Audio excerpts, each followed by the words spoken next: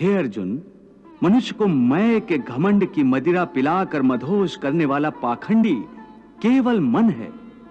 उसके हाथों में मोह माया का जाल है, जिसे वो मनुष्य की कामनाओं पर डालता रहता है और उसे अपने वश में करता रहता है।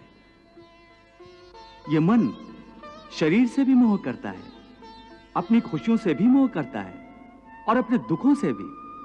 खुशियों में खुशियों से भरे गीत गाता है, तो दुख में दुख भरे गीत गुनगुनाता है।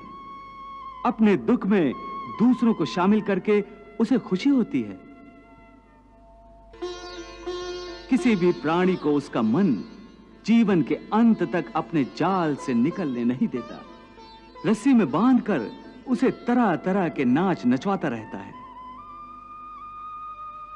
वो जीव को इतनी फुर्सत भी नहीं देता कि वो अपने अंतर में झांक कर अपनी आत्मा को पहचाने और आत्मा के अंदर जिस परमात्मा का प्रकाश है, उस परमात्मा का साक्षात्कार करे।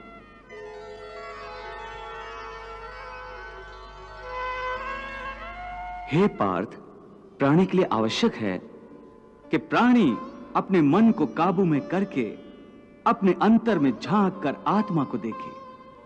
तब उस आत्मा के अंदर उसे परमात्मा का प्रकाश स्पष्ट दिखाई देगा। उसी को परमात्मा का साक्षात्कार कहते हैं।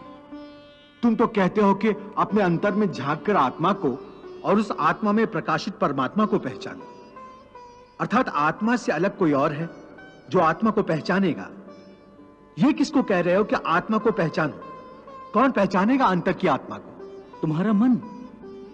मन? हां, तुम्हारा मन। परंतु तुम तो कहते हो कि मन माया के भ्रमजाल में फंसाकर प्राणी को बहुत नाच नचाता है, फिर वह आत्मा और परमात्मा की ओर क्यों ले जाएगा? तुमने ठीक प्रश्न किया अर्जुन।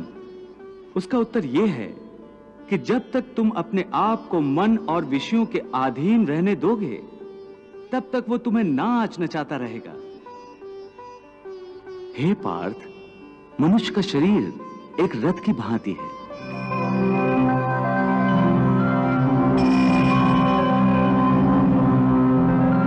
उस रथ के जो घोड़े हैं, उन्हें मनुष्य की इंद्रियां समझो, जैसे आंख, नाक,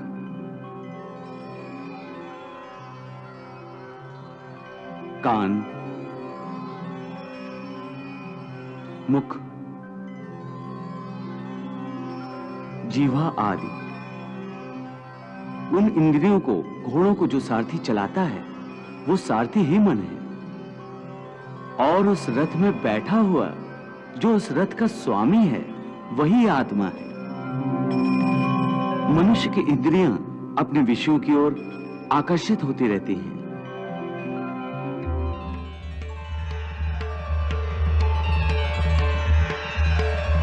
और उसका मन इंद्रियों को उनके विषयों की ओर ही दौड़ाता रहता है।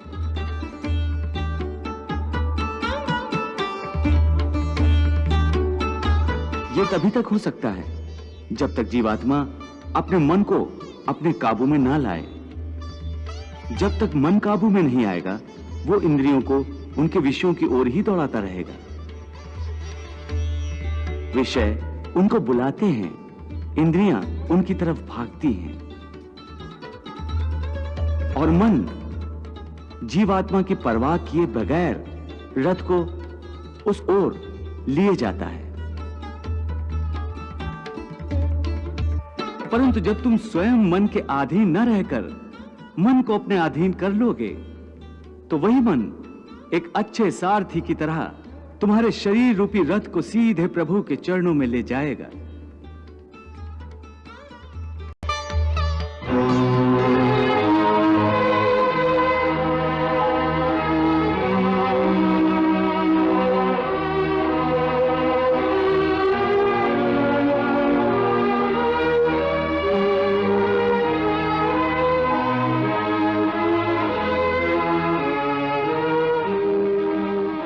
मन को वश में कर ले जो योगी, वो इसी रथ से मोक्ष को जाए। मन को वश में कर ले जो प्राणी, वो इसी रथ से अनंत को जाए।